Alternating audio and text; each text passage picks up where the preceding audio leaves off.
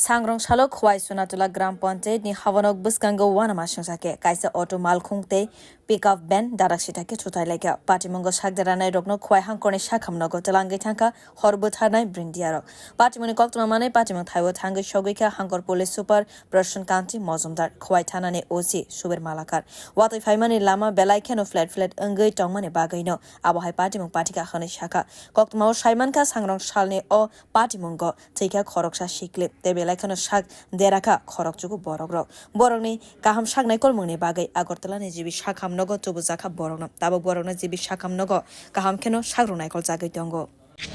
12 o'clock को जब तेज़ बारिश हो रही थी उसी टाइम पे एक ऑटो और एक जो महिंद्रा का जो छोटा पिकअप होता है उस पिकअप में दोनों के